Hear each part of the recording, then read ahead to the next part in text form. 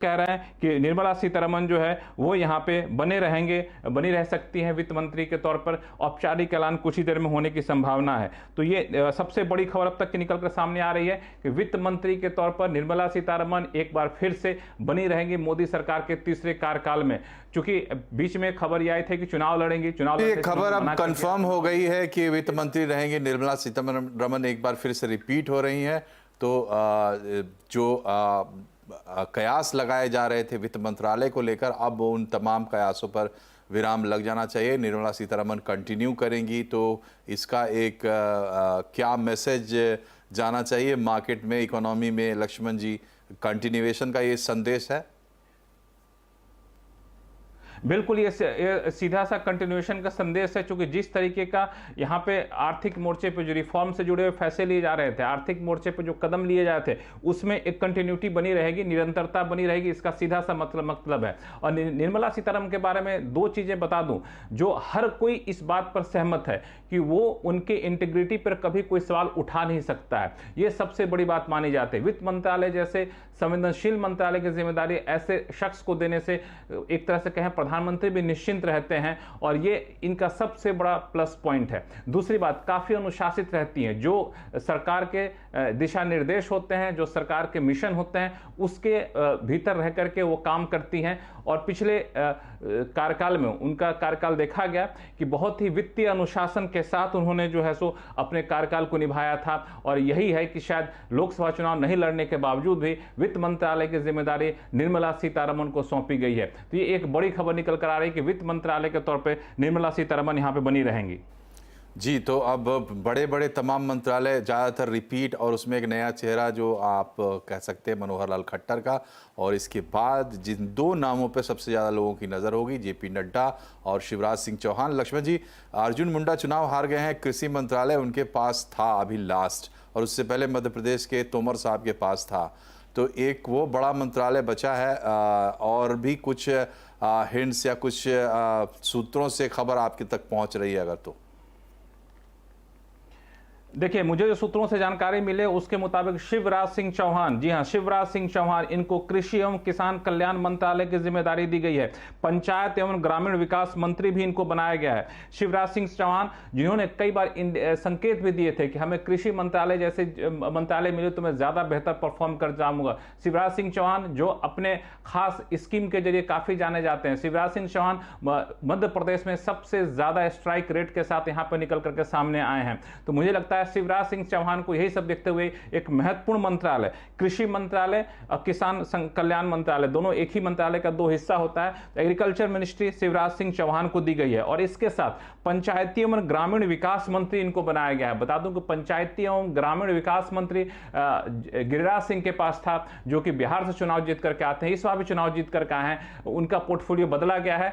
शिवराज सिंह चौहान जो कि कद्दावर नेता हैं, हर किसी की नजर थी कि आखिर शिवराज सिंह चौहान को क्या जिम्मेदारी सौंपी जाती है। तो शिवराज सिंह चौहान को यहाँ पर कृषि एवं किसान कल्याण मंत्रालय और पंचायत एवं ग्रामीण विकास मंत्रालय की जिम्मेदारी यहाँ पे सौंपी गई है। तो ये बड़ी खबर अब तक के निकल के सामने आ रही है कि शिवराज सिंह चौहान जो है कृषि मंत्रालय की जिम्मेदारी उनके पास होगी और ग्रामीण विकास मंत्रालय की जिम्मेदारी होगी। कृषि एक ऐसा सेक्टर है जिसपे देखिए प्रधानमंत्री ने ऑफिस संभालने के साथ ही पहला काम किया, किसानों को सम्मान निधि योजना की किस्त को जारी की। अब सबसे बड़ी जिम्मेदारी होगी कि चुनाव में ग्रामीण इलाकों में भाजपा को जो वोट शेयर में थोड़ी बहुत कमी हुई थी उसको कैसे वापस पाया जाए, क्योंकि आने वाले दिनों में कई राज्यों में विधानसभा चुनाव होने हैं। इसको देखते हुए शिवराज सिंह चौहान की छवि काफी पॉपुलर मानी जाती है इन सब मामलों में। तो इसको देखते हुए शिवराज सिंह चौहान को कृषि मंत्रालय एवं ग्रामीण विकास मंत्रालय की जिम्मेदारी दी गई है। इनके पास सबसे बड़ा चैलेंज होगा कि ग्रामीण इलाकों में जो थोड़े बहुत असंतोष है, विकास की रफ्तार धीमी पड़ी है, डिमांड कैसे पैदा किया जाए, इन सब चीजों को यहाँ पर लाने की कोशिश होगी। तो शिवराज सिंह चौहान को ग्रामीण विकास मंत्रालय और कृषि मंत्रालय की जिम्मेदारी सौंपी गई है। जी, और लक्ष्मण जी, जो बचा हुआ मंत्रालय जो अभी दिख रहा है, दो बड़े मंत्रालय टेलीकॉम और आईटी, नड्डा साहब का खासा एक्सपीरियंस है टेलीकॉम में और आईटी में, और इधर टीडीपी का भी थोड़ा सा दबाव बना, वैसा चर्चा में आ रही थी कि शायद उन लोगों ने डिमांड किया है आईटी मंत्रालय की। तो अब इस पर खासा सस्पेंस है। तो अब बड़े मंत्रालयों में और क्या खबर है आपके पास? देखिए, बड़े मंत्रालय में आप सबकी नज़र टिकी होगी नड्डा को क्या दिया जाता है। नड्डा को बहुत हद तक संभावना है कि शायद उनको हेल्थ मंत्रालय की जिम्मेदारी दी गई हो। ये अभी तक औपचारिक ऐलान नहीं हुआ है। तो जेपी नड्डा, जो कि भाजपा के अध्यक्ष रहे हैं भी, और पहले भी वो हेल्थ मिनिस्ट्री की जिम्मेदारी संभाल चुके हैं। आपको याद होगा जब इनको हेल्थ मिनिस्ट्री से हटा करके इनको जिम्मेदारी सौंपी गई थी संगठन की, अब वापस से इनको हेल्थ मिनिस्ट्री की जिम्मेदारी दी गई है, ऐसा यहाँ पे सोर्स बता रहे हैं जो निकल के सामने आ रहा है। तो ये एक बड़ी खबर होगी कि जेपी नड्डा, जो कि एक सबसे बड़े कद्दावर नेता हैं और कैबिनेट में नए चेहरे हैं, वो कहां जाते हैं। तो ये एक तरीके से निकल कर आ रहा है कि शायद जेपी नड्डा को जो है हेल्थ मिनिस्ट्री की जिम्मेदारी दी जाए। लगभग कंफर्म है, औपचारिक ऐलान होना बाकी है। तो ये एक बड़ी होगी। गजेंद्र सिंह शेखावत को कल्चर और टूरिज्म मंत्रालय की जिम्मेदारी सौंपी गई है। गजेंद्र सिंह शेखावत, जिनके पास जल शक्ति मंत्रालय की जिम्मेदारी थी, राजस्थान से चुनाव जीत करके आते हैं, तो इनको अब कल्चर और टूरिज्म मंत्रालय की जिम्मेदारी सौंपी गई है। तो ये एक बड़ी खबर निकल कर आ रही है। गजेंद्र सिंह शेखावत, जो एक काफी तेज तरार युवा नेता माने जाते हैं और उन्होंने काफी बेहतर प्रदर्शन भी किया जल शक्ति मंत्रालय में, अब उनको कल्चर और टूरिज्म मंत्रालय की जिम्मेदारी सौंपी गई है। और जेपी नड्डा, भाजपा के अध्यक्ष, जो कि नए चेहरे के तौर पर शामिल किए गए हैं, इनको हेल्थ स्वास्थ्य जी, हरदीप सिंह पुरी भी पेट्रोलियम मंत्रालय रिटेन कर रहे हैं। हरदीप सिंह पुरी, हाँ, हरदीप सिंह पुरी के पास दो मंत्रालय था।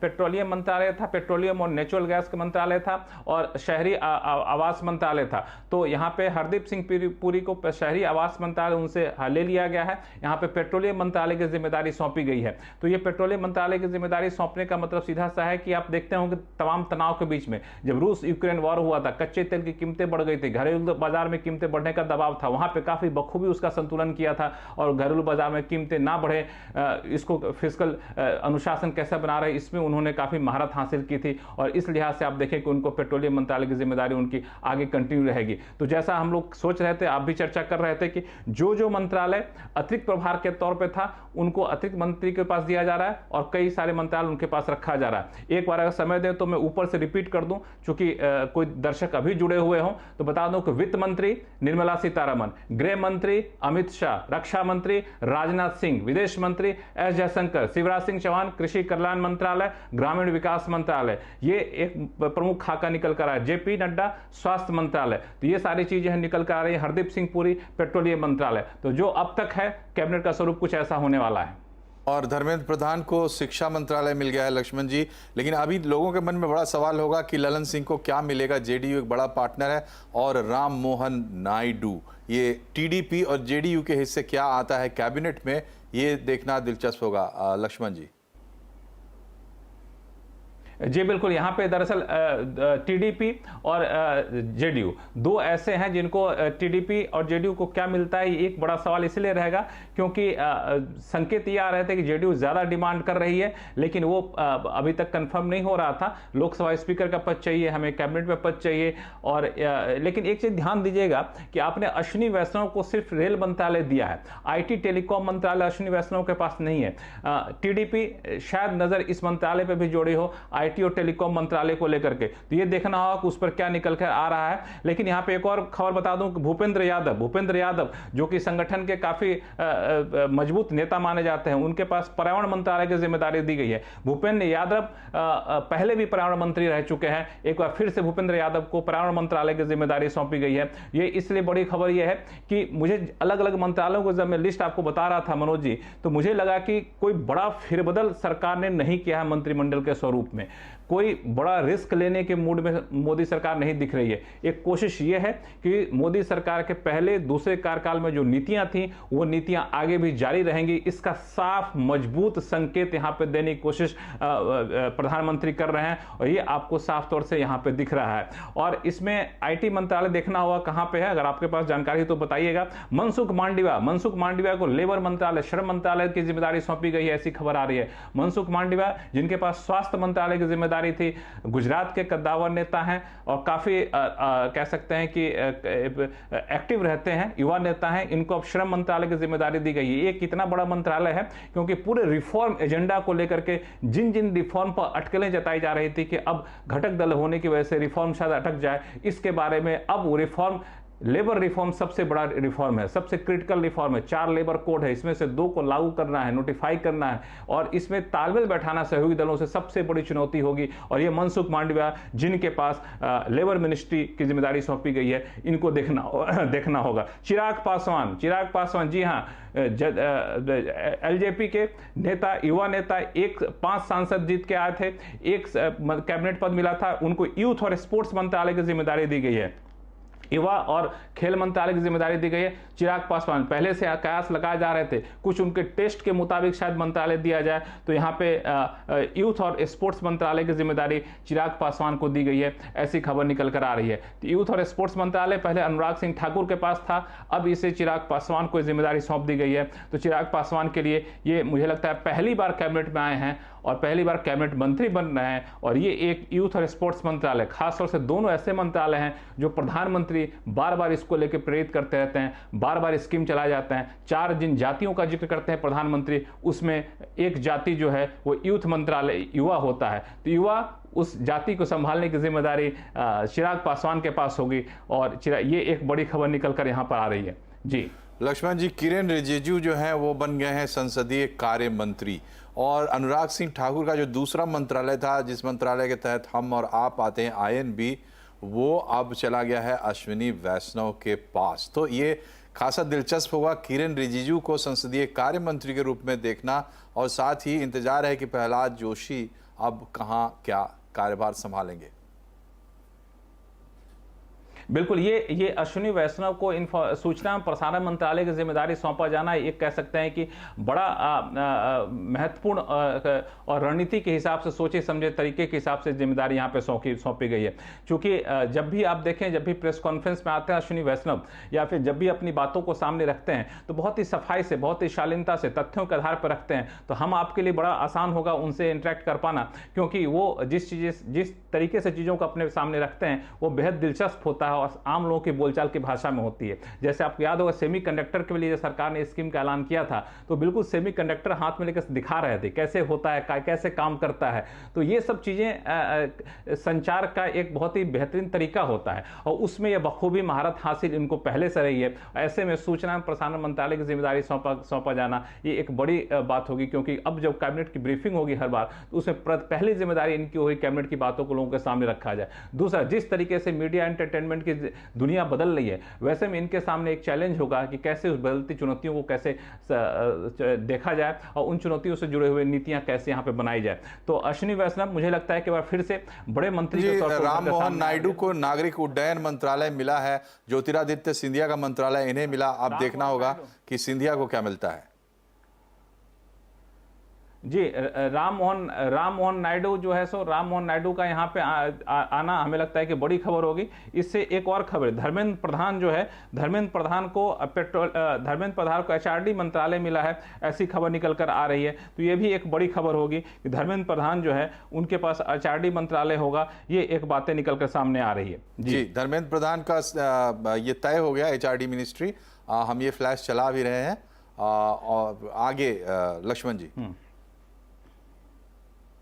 जी बिल्कुल, ये दरअसल धर्मेंद्र प्रधान का एचआरडी मिनिस्ट्री आना ये एक बड़ी बात इसलिए कही जा सकती है। धर्मेंद्र प्रधान के पास पहले भी एचआरडी मंत्रालय था, आपको याद होगा, और वहां भी कई सारे बदलाव उन्होंने एचआरडी मंत्रालय के तौर पे किया था। तो ये एक तरह से निरंतरता बनी रहेगी, इसकी कोशिश है। लेकिन इसका एक और मतलब है मनोज जी, कि अब उड़ीसा में मुख्यमंत्री के दावेदारों में नाम आ रहा था कि शायद धर्मेंद्र प्रधान को मुख्यमंत्री बनाया जाएगा। तो उन अटकलों पर इसके साथ ही एक विराम लग गया है कि धर्मेंद्र प्रधान अब उड़ीसा के मुख्यमंत्री नहीं बनेंगे, कोई नया चेहरा देखा जाएगा, और उस नए चेहरे की ढूंढने की जिम्मेदारी आपको राजनाथ सिंह को सौंप दी गई है। लेकिन अब शिक्षा मंत्रालय की जिम्मेदारी जो है वो आपको धर्मेंद्र प्रधान के पास होगी, और ऐसे समय में जिम्मेदारी सौंपी जा रही है। ध्यान दीजिएगा, सबसे बड़ी चुनौती इनके पास अभी क्या है, नीट की परीक्षा को लेकर के जिस तरीके धांधली के आरोप यहां पर आ रहे हैं, जिस तरीके के एग्जाम कंडक्ट कराने वाले एजेंसी के ऊपर सवाल उठ रहे हैं, तो तत्कालिक चुनौती होगी उससे कैसे निपटा जाए। एक छवि निकल कर आ गई परीक्षा में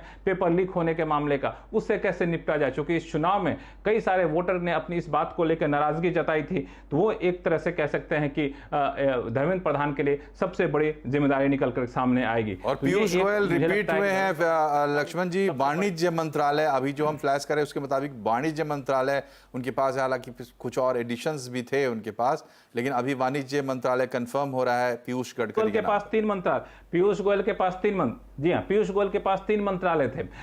उद्योग वाणिज्य मंत्रालय जो दरअसल एक ही मंत्री के पास आता है, वो सबसे पहला उनका ओरिजिनल मंत्रालय कह सकते हैं, पीयूष गोयल का वही था। लेकिन समय समय पे उनको अतिरिक्त जिम्मेदारी सौंपी गई थी। जैसे रामविलास पासवान के निधन के बाद उनको कंज्यूमर अफेयर्स मंत्रालय, फूड मंत्रालय की जिम्मेदारी सौंपी गई थी, कपड़ा मंत्रालय की जिम्मेदारी आगे चल के सौंपी गई थी। तो ये जो अलग अलग मंत्रालय थे, कपड़ा मंत्रालय, फूड मंत्रालय, कंज्यूमर अफेयर्स मंत्रालय, ये अब इनके पास नहीं रहेगा। ये एक संभावित था, ये हम लोग भी उम्मीद कर रहे थे कि 3-3 मंत्रालय तो नहीं रहेंगे। ऐसे में जब घटक दलों का दबाव हो ज्यादा हिस्सा लेने को लेकर के, तो कॉमर्स और इंडस्ट्री मंत्रालय जो है ये इनके पास रखा गया है। और कॉमर्स इंडस्ट्री मंत्रालय में रखे जाने का मतलब एक बार फिर से दोहरा दूं, यही है कि व्यापारिक नीतियां, अंतर्राष्ट्रीय स्तर पर फ्री ट्रेड एग्रीमेंट का किया जाना, WTO में भारत का पक्ष रखा जाना, इन सब में इन्होंने अपनी महारत हासिल कर ली थी। चाहे फ्री ट्रेड एग्रीमेंट की बात हो, चाहे WTO में अपनी बात रखने की बात हो, यहां पे एक एक्सपर्टीज डेवलप करना पड़ता है, विशेषज्ञता हासिल करनी पड़ती है। वो विशेषज्ञता इन्होंने हासिल कर ली थी और काफी बेहतरीन प्रदर्शन किया था WTO की मीटिंग में, चाहे फ्री ट्रेड एग्रीमेंट के तौर पे। इंडस्ट्री जब एक्सपोर्ट गिर रहा था पूरी दुनिया में, वहां पे एक्सपोर्ट पाटिल को जल शक्ति मंत्रालय मिल गया है। लक्ष्मण जी जो गुजरात बीजेपी के चीफ रहे और गुजरात में बीजेपी के बहुत बड़े चेहरे माने जाते हैं, CR पाटिल, और उनका मंत्रालय घोषित हो गया है। जी, यहाँ पे जल शक्ति मंत्रालय पहले जैसा मैंने बताया था गजेंद्र सिंह शेखावत के पास था। अब गजेंद्र सिंह शेखावत से उस मंत्रालय को लेकर के जल शक्ति मंत्रालय के पास दे दिया गया, इनके पास CR पाटिल के पास दे दिया गया है। तो जो अलग अलग मंत्रालय थे, एक एडजस्ट करने की कोशिश की गई है, नए चेहरों को उन मंत्रालयों के साथ जो बिल्कुल कोर मंत्रालय में नहीं आते थे। और यही वजह है कि आप देखिए गजेंद्र सिंह शेखावत को वहां से हटा करके दूसरी जिम्मेदारी सौंपी गई और CR पाटिल को यहाँ पे जल शक्ति मंत्रालय की जिम्मेदारी यहाँ पे दी गई है। तो ये एक मैं समझ पा रहा हूं कि एक बहुत ही संतुलित कैबिनेट डिसीजन यहां पे किया जा रहा है, जो अब तक बातें निकल कर सामने आई है। तो ये हमें लगता है कि इस पे किसी भी सहयोगी दलों का या किसी भी मंत्री का, किसी भी शख्स का, यहाँ पे मंत्रिपरिषद के किसी सदस्य का किसी भी तरह की नाराजगी होने की संभावना यहाँ पे नहीं दिख रही है। जी, मंत्रियों की नाराजगी होने की संभावना नहीं दिख रही है। और जो चिंता लोगों को पॉलिसी कंटिन्यूएशन को लेकर थी, चूंकि मोदी 3.0 में एक गठबंधन की सरकार है, तो उसमें मोटा मोटी कंटिन्यूएशन देखने को मिल रहा है, तो वहाँ एक मैसेज जाना चाहिए। दूसरा, कुछ फ्रेश ब्लड भी आया है मंत्रालय में, तो उनका कामकाज और देखने के लिए भी सामने मिलेगा और हो सकता है उसमें कुछ नई चीज़ें भी मिले। अब जैसे एलाइज जो आए हैं वो अपने तरीके से काम करेंगे। नागरिक उड्डयन मंत्रालय मिला है रेवंत रेड्डी, माफ़ कीजिए, राम मोहन नायडू को। तो इस तरीके से अभी हालांकि ललन सिंह का नाम अभी तक नहीं आया है, राजीव रंजन सिंह का, तो देखना होगा उनके पास क्या जाता है। हालांकि कृषि मंत्रालय अभी भी बचा हुआ है, तो पता नहीं किस तरफ क्या होता है, लेकिन ये जो अभी तक शिवराज सिंह जी कृषि मंत्रालय शायद शिवराज सिंह चौहान को जा चुका है। शिवराज सिंह कृषि और ग्रामीण विकास, हाँ माफ कीजिए, ये शिवराज सिंह को जा चुका है जी, ग्रामीण विकास मंत्रालय। हाँ, लेकिन मूल बात ये है कि इस हालांकि ये सब अभी औपचारिक कोई नोटिफिकेशन नहीं आया है, जो प्रेसिडेंट ऑफिस से, कैबिनेट सचिवालय से जो औपचारिक नोटिफिकेशन आया है, आता है आमतौर पे, वो अभी नहीं आया है। तो एक डिस्क्लेमर दे दीजिए, लेकिन लगभग तय है जो हम लोगों ने नाम बताया है। जी, तो ये नाम निकल के आ रहे हैं, जिस रूट से निकल के आ रहे हैं उस पर भरोसा करना है और उस हिसाब से हम ये नाम चला रहे हैं, यही नाम आएंगे भी। लेकिन ऑफिशियल ऐलान नहीं हुआ, ऐसा लक्ष्मण जी कह रहे हैं, तो उसका भी एक इंतज़ार हमें करना चाहिए। फाइनल जिसको कहते हैं खबर पर मुहर लग जाएगी, अभी ये खबर है और ये खबर कंफर्म है। जी लक्ष्मण जी। हाँ, किरण रिजिजू का मंत्रालय सौंपा जाना मुझे बड़ा ही आश्चर्य लग रहा है, क्योंकि ये मंत्रालय, पार्लियामेंट्री अफेयर मंत्रालय आसान नहीं होगा। घटक दलों की सरकार है, आपके लिए एक बहुत ही कूटनीतिक होना पड़ेगा। किरण रिजिजू इसको कितना संभाल पाएंगे वो तो समय देखना होगा, लेकिन ये बहुत ही कह सकते हैं चुनौती भरा ये इनकी जिम्मेदारी सौंपी गई है। युवा नेता हैं और हमें लगता है कि कोशिश करेंगे, कुछ सोच समझ के जिम्मेदारी दी गई होगी। जो घटक दलों में अभी से ही सबसे पहले लोकसभा स्पीकर पद का चुनाव होगा, वहां पे आपको सब कुछ संभालना होगा। जेपीसी की मांग कांग्रेस पहले ही कर चुकी है, वहां हंगामा होगा, वहां आपको सब कुछ संभालना होगा। तो घटक दलों में सबसे बड़ी चुनौती होती है पार्लियामेंट्री अफेयर्स मंत्रालय की, कि संसद सुचारू तरीके से चल सके, संसद में हंगामा कम से कम हो, विपक्ष को कैसे तालमेल बैठा के चला जाए। तो ये एक बहुत ही कह सकते हैं सबसे चुनौती भरा काम होगा किरण रिजिजू के लिए। लेकिन ये जिम्मेदारी सौंपी गई है, युवा हैं, तेज तरार हैं, काफ़ी समझदार हैं। हम लोग जब भी पार्लियामेंट में इनसे मुलाकात होती है काफ़ी समझदारी से बातें करते हैं, तो उम्मीद करते हैं कि ये जिम्मेदारी उनके ऊपर जो है सो वो जिम्मेदारी को बेहतर तरीके से निभाएंगे। जी, तो यहाँ एक छोटे से ब्रेक के लिए हमें रुकना होगा, लेकिन ब्रेक के बाद लौटेंगे तो हम कंटिन्यू करेंगे और आपको बताएंगे। तब तक फ्लैशेस में आप देख सकते हैं कि किन के नाम आ रहे हैं मंत्रालय में। काफ़ी मंत्रियों के नाम बाकी हैं, कैबिनेट मंत्री, फिर स्वतंत्र प्रभार के मंत्री और फिर राज्य मंत्रियों का अटैच किया जाना। ये तमाम कहानी, इस पर हम जारी रहेंगे एक छोटे से ब्रेक के बाद।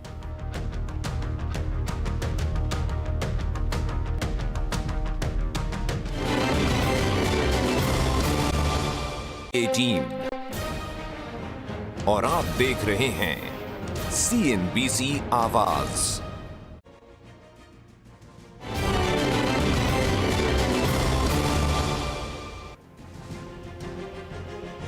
तो आप देख रहे हैं मोदी 3.0 में कैबिनेट का बंटवारा, मंत्रालयों का बंटवारा। और ताज़ा खबर ये है कि एचडी कुमारस्वामी को भारी उद्योग और इस्पात मंत्रालय मिला है। इससे पहले के तमाम मंत्रालय हमने आपको बताए थे, और जैसे जैसे नए नए नाम आ रहे हैं, कानून मंत्री अर्जुन राम मेघवाल को दिया गया है, तो हम आपको अपडेट करते रहेंगे। हमारे साथ लक्ष्मण रॉय जुड़े हुए हैं और साथ ही सुबहमय भट्टाचार्य भी हमारे साथ जुड़ गए हैं। वरिष्ठ आर्थिक पत्रकार हैं, बिजनेस जर्नलिस्ट हैं। सुबहमय, जो अभी तक सूचना मिली है, जो नाम आपने देखे, सुने, समझे, उससे क्या एक पहला संदेश आपने ग्रहण किया? यही कि प्रधानमंत्री जी का बिल्कुल मानना है कि मैं जो कर रहा था वो सही है, और किस तरीके से कि कोई प्रैक्टिकली कोई भी विषय मंत्रालयों में कोई बदलाव नहीं, एक्सेप्ट कि कुछ कुछ मंत्रालयों में जहाँ पे डबल मंत्री था, डबल मिनिस्ट्रीज थे, जैसे अश्विनी वैष्णव के पास या हरदीप पुरी के पास, वो उनसे अलग किया गया है। Otherwise it is continuity with a very strong emphasis on continuity. ये उनका बिल्कुल बंटवारे का बिल्कुल क्लियर संकेत है कि गवर्नमेंट सही कर रहे थे और गवर्नमेंट को इसी रास्ते पे आगे चलना है। आगे जो भी कदम उठाने हैं वो जोर कदम से चलेंगे, लेकिन जो मंत्री जिस पोजीशन पे था, सब में एक वोट ऑफ कॉन्फिडेंस है। तो ये वोट ऑफ कॉन्फिडेंस एक तरीके से सरकार के इससे आया है, हल्के से आया है। अब इसको अगर हम एक्स्ट्रापोलेट करना चाहें आगे के 5 साल पर शुभमय जी, तो उसका क्या मतलब निकलता है? देखिए, प्रधानमंत्री मोदी साहब अपने मंत्रिमंडल के ऊपर पिछले टर्म में भी आपने देखा होगा कि वो चेंज नहीं करते हैं अननेसेसरली, और वो एक बहुत अच्छी बात है, क्योंकि वो मंत्रियों को पूरी सपोर्ट देते हैं कि आप आपका काम करके दिखाइए, निभाइए, जो टारगेट्स दिया गया है उसको आप उसमें आप अचीवमेंट्स में आप पहुंचिए। तो उसको देखते हुए मुझे नहीं लगता है कि इस टीम में कोई ज्यादा बदलाव आएगा अगले कई सालों तक। कुछ इधर उधर के चेंजेस हो सकते हैं हल्के फुल्के, लेकिन किसी वैसे कुछ मेजर कुछ वजह अगर हो, उसके सिवा, मेजर वजह मैं वही कह रहा हूँ कि किसी की फॉर इंस्टेंस किसी की इल हेल्थ की वजह से या कुछ उस तरह की वजह से के सिवाय पॉलिसी के बेसिस पे कि किसी मंत्री ने कोई पॉलिसी लॉन्च किए, उस पॉलिसी को लॉन्च करके उसमें कोई चुनौती आई, उसमें क्रिटिसिज्म आए, तो उस बेसिस पे मंत्रियों को हटाया, बदलवाना प्रधानमंत्री मोदी जी का स्टाइल ऑफ फंक्शनिंग नहीं है। यानी कि ये मंत्री जो 100 डेज का जो प्लान लेकर गए, शुरू किए थे जस्ट बिफोर द इलेक्शन, वही 100 days plan first of all कार्यान्वित किया जाएगा। और दूसरी बात है कि उनके जो मेजर पॉलिसीज है उसमें कंटिन्यूटी रहेगा। एक तरह से अगर आप देखें तो ये अच्छी बात है, क्योंकि मिनिस्ट्री गवर्नमेंट के लिए ही नहीं, पूरे इकोनॉमी के लिए भी कंटिन्यूटी का एक बहुत जोरदार जरूरत है जी। और उस कंटिन्यूटी पर भरोसा, उस पर प्रधानमंत्री जी एम्फेसाइज कर रहे हैं कि कंटिन्यूटी रहेगी, हमारी पॉलिसी जो है वो लॉन्ग टर्म, ये जी। एक बहुत बड़ी बात है। जी लक्ष्मण जी, आपके पास कुछ खबर आई है? कुछ नए नाम निकलकर सामने आ रहे हैं। अगर खबर ना चला फ्लैश पे तो चला लीजिएगा। ज्योतिरादित्य सिंधिया, टेलीकॉम मंत्रालय की जिम्मेदारी ज्योतिरादित्य सिंधिया को सौंपी गई है। टेलीकॉम मंत्रालय, ज्योतिरादित्य सिंधिया, ये एक चौंकाने वाला नाम दो लिहाज से है। पहला, टेलीकॉम मंत्रालय एक ऐसा मंत्रालय था जिसको काफी संवेदनशील माना जाता है, ऐसे में ज्योतिरादित्य सिंधिया को जिम्मेदारी सौंपी गई है। एविएशन मंत्रालय से ये जिम्मेदारी उनसे ले ली गई है और टेलीकॉम मंत्रालय के सामने सबसे बड़ा चैलेंज यहाँ पे स्पेक्ट्रम प्राइसिंग को लेकर के है। इस पे कई सारे पॉलिसी डिसीजन अभी तक पेंडिंग है, उसको लेकर के है। तो सिंधिया के सामने एक बड़ा चैलेंज होगा। ज्योतिरादित्य सिंधिया के पास एविएशन मंत्रालय नहीं रहेगा, संचार मंत्रालय रहेगा। गिरिराज सिंह, जी हां, जिनके पास ग्रामीण विकास मंत्रालय था, जो शिवराज सिंह चौहान को दे दिया गया उनसे लेकर के, अब गिरिराज सिंह को टेक्सटाइल मंत्रालय की जिम्मेदारी सौंपी गई है। जी हां, गिरिराज सिंह को टेक्सटाइल मंत्रालय की जिम्मेदारी यहां पे सौंपी गई है। तो ये एक बड़ी खबर निकलकर सामने आ रही है। राम मोहन नायडू को सिविल एविएशन मंत्रालय की जिम्मेदारी सौंपी गई है। विमानन मंत्रालय की जिम्मेदारी राम मोहन नायडू को यहां पे सौंपी गई है। तो ये एक राम मोहन नायडू का हो रहा था कि कहां पे जाएंगे, तो वो एक साफ हो गया है कि वो सिविल एविएशन मंत्रालय की जिम्मेदारी यहां पर जो है दी गई है। तो ये सारी बातें निकलकर सामने आ रही हैं। लेकिन एक बार फिर से दोहरा दूं, अच्छा हाँ, रवनीत सिंह बिट्टू जो चुनाव हार गए थे, फिर भी उनको मंत्रिमंडल में जगह दी गई थी। एमओएस माइनॉरिटी अफेयर की जिम्मेदारी वहां पे सौंपी गई है। रवनीत सिंह बिट्टू को एमओएस माइनॉरिटी अफेयर देखेंगे। और पंजाब से आते हैं, इनके लिए एक बड़ा चैलेंज यहाँ पर होगा कि कैसे उसको जो है सो वहाँ की चीज़ों को कैसे दुरुस्त रखें, उस पर सरकार का फोकस रहने वाला है। उसके हिसाब से जो है सो एक खबर निकल कर आ रही है। और बाकी जो महत्वपूर्ण मंत्रालय थे, मुझे लगता है उसमें कोई बदलाव नहीं किया गया है। जो सुबह में कह रहे थे, मुझे लगता है कि वही एक थीम रखी गई है कि पॉलिसी कंटिन्यूटी रहेगी, कहीं भी हमारी पॉलिसी में कोई गलती नहीं थी, इसके संदेश देने की कोशिश की गई है। और जिस मंत्रालय में नई ऊर्जा की जरूरत थी, वहाँ पे युवा लोगों को दिया गया जिम्मेदारी और कुछ नए चेहरे दिए गए हैं। जी, तो ये कुछ नाम ऐड हुए हैं और एक बार फिर से रुख करते हैं सुबह जी का। सुबह में ये बताइए कि ये जो जब रिजल्ट आया है उसके बाद से लोग सेंस करने की कोशिश कर रहे हैं कि 240 पर जब बीजेपी चली गई है, एलाइज लेके सरकार चलाएंगे मोदी जी, तो क्या चेंजेस होंगे, वो सेंस लेने की कोशिश लोग कर रहे हैं। तो मंत्रालय पहले बांटे गए और उसके बाद अब मतलब पहले मंत्री बनाए गए और मंत्रालय बांटा गया। क्या कुछ आप सेंस कर पाए उस लिहाज से अगर पूछे तो, या कुछ भी नहीं? बिल्कुल, आपने बहुत सही पूछा है कि क्या मैसेज देने की बात इस मंत्रालय आवंटन से निकल के आता है। और एक बहुत बड़ी मैसेज जो कंटिन्यूटी की ऑफकोर्स हमने बात की, उससे ज्यादा दूसरा चीज है कि मोदी जी का कहना है कि इस सरकार में कोई वीकनेस जिसकी काफी उठक हो रही थी कि किस तरह का कॉम्प्रोमाइजेस आएंगे, किस तरह के एडजस्टमेंट्स करने पड़ेंगे, उन सब चीजों के ऊपर वो अंकुश लगा रहे हैं कि मंत्रालय बिल्कुल उन्हीं मंत्रियों के की मिनिस्टर्स जो हैं उनके पास है, वही चीज है, कोई बदलाव नहीं। यानी कि सरकार कोई दबाव में नहीं है, सरकार के पास जैसे पहले था वैसे ही अभी भी सरकार उसी तरह से चलेंगे। यानी कि सरकारी पॉलिसीज में कहीं पे कोई कमी, एडजस्टमेंट या उस तरह की कोई संकेत या उस तरह का कोई शुरुआत में ही वैसा कोई रुझान नहीं आएगा। तो ये एक बहुत बड़ा दूसरा मैसेज है कि हम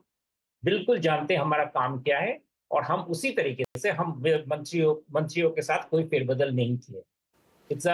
तो ये मतलब पूरे लार्जर इकोनॉमी, लार्जर पॉलिटी के लिए ये एक संकेत है कि हम कोई दबाव में नहीं है, कोई प्रेशर में नहीं है।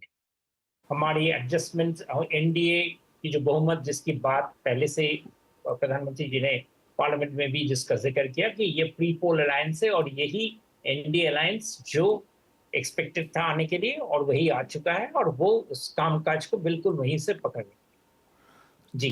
क्या शुभ में इसको क्या हम उल्टा भी करके देख सकते हैं कि जो जी औपचारिक जानकारी आ गई है। जी जी जी लक्ष्मण जी।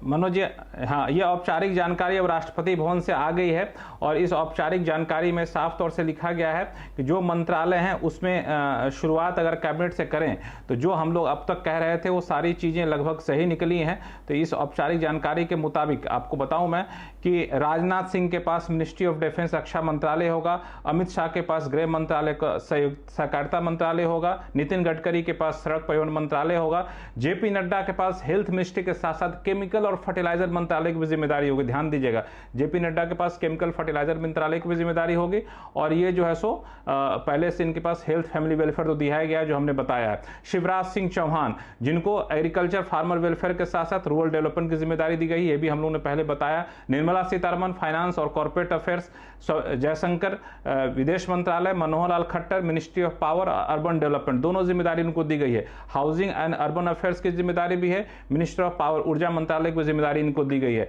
एसडी कुमारस्वामी हैवी इंडस्ट्री मंत्रालय और स्टील मंत्रालय की जिम्मेदारी यहां पे दी गई है। ये एक नाम निकलकर सामने आया। पीयूष गोयल, आपने सही कहा था मनोज जी, कॉमर्स और इंडस्ट्री मंत्रालय की जिम्मेदारी दी गई है। धर्मेंद्र प्रधान शिक्षा मंत्रालय, जीतन राम मांझी एमएसएमई मंत्रालय, राजीव रंजन सिंह ललन सिंह, आप जानना चाहते कि मंत्रालय किनके पास है तो ये यहां पर निकल कर आ रहा है कि पंचायती राज मंत्रालय यहां पर दी गई है, यानी ग्रामीण विकास और पंचायती राज को अलग अलग बांट दिया गया है। पंचायती राज के मंत्रालय की जिम्मेदारी यहां पर दी गई है। फिशरीज और एनिमल हस्बेंड्री डेयरी, ये भी ललन सिंह के पास दिया गया। ध्यान दीजिए, फिशरी एनिमल हस्बेंड्री डेयरी एक ऐसी चीज है जो खासतौर से बिहार के लोगों के दिल के करीब होता है, वहां पे छोटे छोटे उद्योग इस पे काफी पनप रहे होते हैं। ऐसे में ललन सिंह को जिम्मेदारी देना एक तरह से इस सेक्टर को बढ़ावा देने वाली बात हो गई। Sarbananda Sonowal port shipping, doctor Virendra Kumar social justice empowerment, उसके अलावा आपको सिविल एविएशन के आर नायडू को दिया गया। Prahlad Joshi consumer affairs food distribution मंत्रालय की जिम्मेदारी दी गई है और एमएनआरई की जिम्मेदारी दी गई है। प्रहलाद जोशी जो इनके पास संसदीय मामलों की जिम्मेदारी थी वो अब हटा करके कंज्यूमर अफेयर्स और फूड और पब्लिक डिस्ट्रीब्यूशन की जिम्मेदारी दी गई है। महंगाई पर काबू पाने की जो पूरी कोशिश होती है, कवायद होती है, अब प्रहलाद जोशी के ऊपर होगी। जो प्रधानमंत्री का सबसे बड़ा एजेंडा है, जिन्होंने शुरुआती भाषण में कहा भी था कि ग्रीन एनर्जी पर फोकस करना है, तो वहां पे न्यू और रिन्यूएबल एनर्जी की जिम्मेदारी प्रहलाद जोशी के ऊपर दी गई है। दो ऐसे मंत्रालय जो प्रहलाद जोशी जो है प्रधानमंत्री के मिशन का एक हिस्सा है, उनकी जिम्मेदारी वो संभालेंगे। ज्वाल उरांव बिल्कुल संभावना थी, ट्राइबल अफेयर्स की जिम्मेदारी दी गई है। गिरिराज सिंह कपड़ा मंत्रालय, Ashwini Vaishnaw information broadcasting, electronics and information technology, railway. अच्छा, इनके मंत्रालय में बहुत ध्यान देने वाली बात यह है मनोज जी कि इनके मंत्रालय में कोई बदलाव नहीं किया गया है। इनके पास 3 मंत्रालय थे, तीनों के तीनों मंत्रालय यहां पे जो है सो रखे गए हैं। एक नया जोड़ दिया है कि इंफॉर्मेशन ब्रॉडकास्टिंग। रेलवे मंत्रालय भी इनके पास है, सूचना प्रसारण मंत्रालय भी अब इनके पास आ गया है। इलेक्ट्रॉनिक्स एंड इंफॉर्मेशन टेक्नोलॉजी पहले से था, वो उनके पास रहेगा। अब 3 बड़े मंत्रालय की जिम्मेदारी अश्विनी वैष्णव के पास आ गई। तो मैं पूरे पोर्टफोलियो को पढ़ रहा था, सबसे भारी भरकम पोर्टफोलियो, सबसे बड़ी जिम्मेदारी वाला पोर्टफोलियो अश्विनी वैष्णव के पास रहेगा। रेल मंत्रालय, सूचना प्रसारण मंत्रालय और इलेक्ट्रॉनिक्स एंड इंफॉर्मेशन टेक्नोलॉजी मंत्रालय, जिसमें डिजिटल डेटा प्रोटेक्शन बिल वगैरह आता है, जो सेमीकंडक्टर मिशन होता है, सब इसके अंदर आता है। तो 3 बड़े मंत्रालय की जिम्मेदारी इनके पास होगी। सिंधिया कम्युनिकेशन का होगा और एनी नॉर्थ ईस्टर्न पूर्वोत्तर क्षेत्र के विकास की जिम्मेदारी इनके पास होगी। Bhupendra Yadav environment forest climate change की जिम्मेदारी रहेगी।